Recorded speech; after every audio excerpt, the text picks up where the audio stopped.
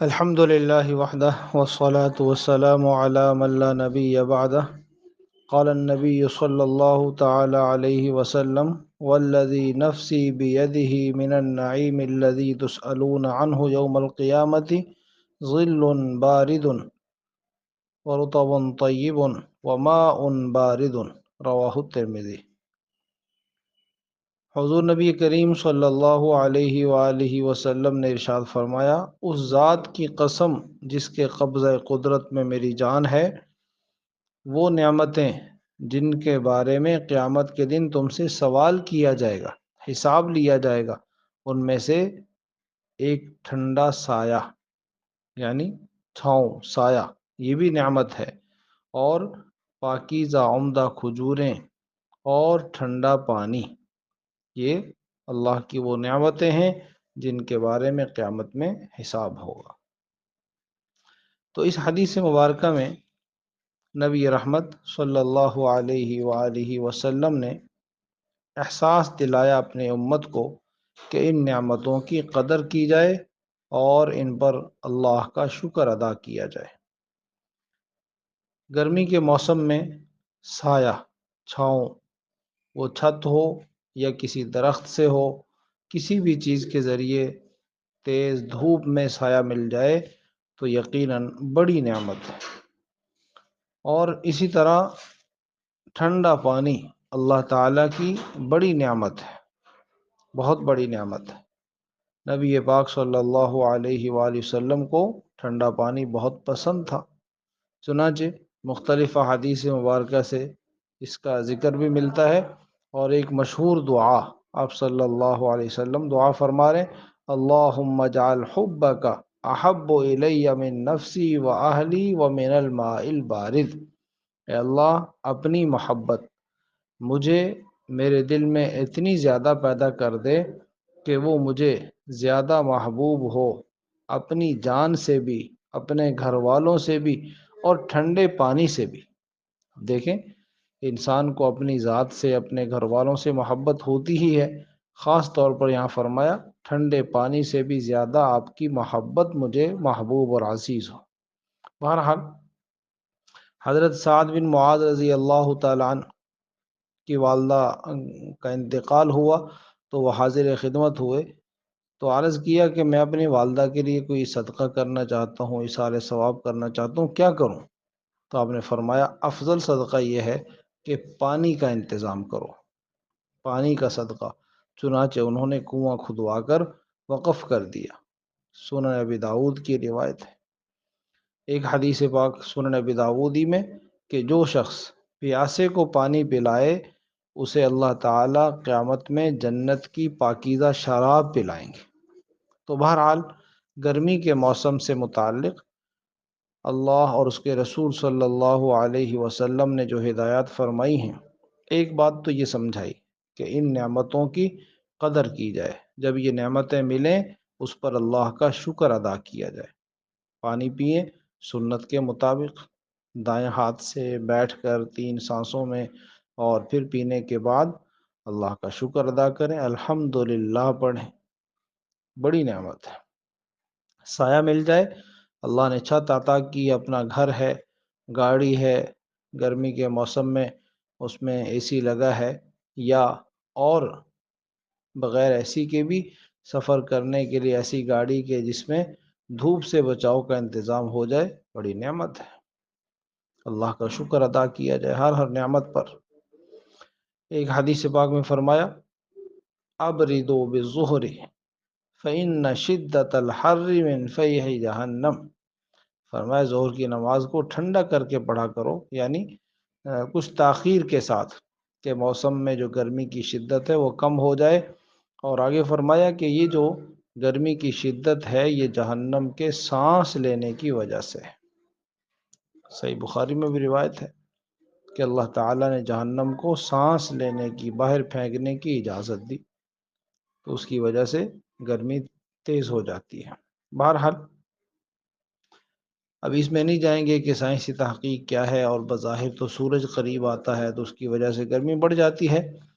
تو اصل جو چیز ہے وہ یہ ہے کہ نبی پاک صلی اللہ علیہ وسلم نے ہر بات اس انداز سے سمجھائی ہے کہ پڑھے لکھے ان پڑھ ہر زمانے کے ہر انسان کو بات آسانی سے سمجھ آ جائے۔ اور پھر دوسری بات یہ ہے کہ ایک ہی کام، ایک ہی چیز کے اسباب مختلف ہوتے ہیں۔ جہنم دور کا سبب ہے، سورج قریب کا سبب ہے۔ یہ یوں کہہ لیجئے، جہنم ایسا ذریعہ ہے جو نظر نہیں آ رہا، سورج ایسا ذریعہ ہے جو نظر آ رہا ہے۔ تو بہرحال پھر گرمی کے موسم سے متعلق جو ہدایات، جو آداب سکھائے ہیں، احادیث مبارکہ ہی سے معلوم ہوتے ہیں۔ اس میں ایک تو یہ فرمایا کہ ایسے گرمی کے موسم میں عام طور پر لوگ جہاں گھروں میں اے سی لگا ہوا نہ ہو تو چھتوں پر سوتے ہیں، کھلی جگہ میں سوتے ہیں کہ وہاں ہوا لگ رہی، دیہات میں خاص طور پر، یا شہروں میں بھی جب بجلی بند ہو جائے تو چھتوں پر۔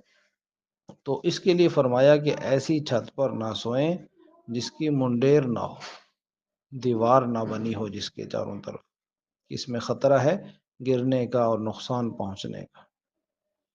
یہ بھی سمجھایا کہ گرمی کے موسم میں بلا مجبوری کے، بغیر ضرورت کے دھوپ میں نہ نکلیں، اپنے بچوں کو بھی منع کریں۔ اس سے بھی منع فرمایا کہ آدھا جسم دھوپ میں ہو، آدھا سائے میں ہو، یہ بھی انسان کے لیے نقصان دہ ہے صحت کے اعتبار سے۔ یہ بھی فرمایا کہ سائے دار درخت کے نیچے پیشاب پاخانہ نہ کریں، گندگی نہ ڈالیں، کہ ظاہر ہے انسانوں کی، جانوروں کی ضرورت ہے، وہاں سائے میں بیٹھیں گے تو ان کے لیے تکلیف ہوگی، پریشانی کا باعث ہوگا۔ پھر گرمی اور دھوپ سے بچنے کے لیے نبی پاک صلی اللہ علیہ وسلم اپنے سر پر کپڑا رکھا کرتے تھے، تو سنت سمجھ کر رکھا جائے تو ثواب بھی ملے گا اور گرمی سے حفاظت بھی ہوگی۔ گرمی کے موسم میں ایسی چیزیں استعمال کی جائیں جن کی تاثیر ٹھنڈی ہے۔ خدا آپ صلی اللہ علیہ وسلم سے تربوز استعمال کرنا ثابت ہے، لیکن ساتھ ہی آپ نے کھجور بھی استعمال فرمائی، یعنی ٹھنڈی چیزوں کا استعمال بھی اس قدر زیادہ نہ ہو جائے کہ اس سے نقصان ہونے لگے، اعتدال کے ساتھ، میانہ روی کے ساتھ۔ مکمل لباس پہنا جائے، اور بعض دفعہ بچے، نوجوان نہروں میں، تالابوں میں، وہ پل بنے ہوتے ہیں، سوئمنگ پول، وہاں نہانے کے لیے جاتے ہیں، تو ان میں نہانا تو جائز ہے، لیکن ایک تو اس بات کا خیال رکھا جائے کہ سطر چھپا ہوا ہو، مرد کا سطر ناف سے گھٹنوں تک کا حصہ ہے، ایسا باریک کپڑا بھی نہ ہو کہ جس سے جسم نظر آئے گیلا ہونے کے بعد، اور نہ ہی بغیر کپڑوں کے ہو۔ اور دوسرا، مخلوط نہ ہو کہ مرد بھی وہاں نہا رہے ہیں، عورتیں بھی نہا رہی ہیں، تو یہ بے حیائی ہے اور اس سے منع فرمایا ہے۔ پھر یہ بھی فرمایا کہ کھڑے ہوئے پانی میں یا صاف پانی میں پیشاب نہ کیا جائے، کہ اس سے لوگ استعمال کر رہے ہیں تو وہ پانی ناپاک ہو جائے گا، خراب ہو جائے گا، تو اللہ کی بڑی نعمت ہے، وہ ضائع ہوگی، اس سے منع فرمایا۔ گرمی کے موسم میں، سردیوں میں بھی بجلی بند ہو تو پریشانی تو ہوتی ہے، لیکن گرمی کے موسم میں بجلی بند ہو جائے تو زیادہ تکلیف کا باعث۔ تو ایسے وقت میں جب بجلی بند ہو تو بجلی والوں کو گالی دینے کے بجائے، بد دعائیں دینے کے بجائے، برا بھلا کہنے کے بجائے کیا کرنا چاہیے؟ انا للہ و انا الیہ راجعون پڑھیں۔ حدیث مبارکہ سے ثابت ہے کہ ایک دم چراغ بند ہو گیا تو آپ نے یہی پڑھا، یعنی خود چھوٹی سے چھوٹی تکلیف، جو ہمیں ایسا عمل جو ہمیں ناگوار گزر رہا ہے، اس پر سنت یہی ہے، انا للہ و انا الیہ راجعون پڑھا جائے، ثواب بھی ملے گا، اور بہرحال حالات تو جس طرح ہیں وہ چلتے رہیں گے، اور اللہ تعالیٰ کی طرف سے کچھ سکون بھی ملے گا، آسانی بھی ہو جائے گی۔ اس گرمی کے موسم میں جہاں ہم دنیا کی گرمی سے بچنے کا انتظام کر رہے ہیں، اپنے لیے پانی کا انتظام کر رہے ہیں انسانوں کے لیے، وہاں ہمیں یاد رکھنا چاہیے جانور، پرندے، ان کے لیے بھی پانی کا انتظام کیا جائے۔ آپ جانتے ہیں مشہور حدیث مبارکہ صحیح بخاری میں کہ ایک پیاسے کتے کو پانی پلانے پر اللہ تعالیٰ نے ایک بدکار عورت کی بخشش فرما دی، تو اس لیے ان کا بھی خیال رکھا جائے۔ تو کسی بھی جاندار کو، بھوکے کو کھانا کھلانا، پیاسے کو پانی پلانا، یہ بڑی نیکی ہے، بہت بڑی نیکی ہے۔ تو ان چیزوں کا خیال رکھا جائے۔ اس سب کے ساتھ ساتھ جہاں ہم دنیا کی گرمی سے بچنے کے لیے فکر مند ہیں اور انتظامات کر رہے ہیں، تو آگے قبر بھی ہے، بند کوٹھڑی ہے، پھر آگے آخرت قیامت کا دن ہے، پلسرات ہے، جہنم ہے، حساب ہے، اس کی گرمی سے بچنے کا بھی انتظام کیا جائے۔ سورہ توبہ میں اللہ تعالیٰ نے واقعہ بیان فرماتے ہوئے سمجھایا، منافقین یعنی جن کو آخرت کی زندگی پر کامل یقین نہیں ہے، وہ دنیا کی گرمی سے بچنے کا انتظام تو کرتے ہیں۔ جہاد میں، غزوہ تبوک میں اس لیے نہیں گئے، کہنے لگے کہ اپنے گھروں میں بیٹھے رہو، گرمی بہت سخت ہے۔ تو اللہ تعالیٰ نے فرمایا، قل نار جہنم اشد حرا، آپ ان کو سمجھا دیجئے جہنم کی گرمی اس سے کہیں زیادہ سخت ہے۔ تو اس سے بچنے کی تدبیر کرنی چاہیے، اور اس سے بچنے کی تدبیر نیک اعمال ہے، گناہوں سے بچنا ہے، اور مخلوق کی خدمت ہے، اس کی بھی فکر بھی ہو اور دعا بھی ہو۔ فجر کی نماز کے بعد، مغرب کی نماز کے بعد نبی پاک صلی اللہ علیہ وسلم سے مسنون دعا ایک ثابت ہے، اللہم اجرنی من النار، 7 دفعہ اس کو پڑھا جائے، اے اللہ مجھے جہنم کی آگ سے بچا۔ تو یہ دعا کی جائے، اللہ تعالیٰ قبر کی گرمی سے، جہنم کے عذاب سے سب کی حفاظت فرمائے، آمین یا رب العالمین۔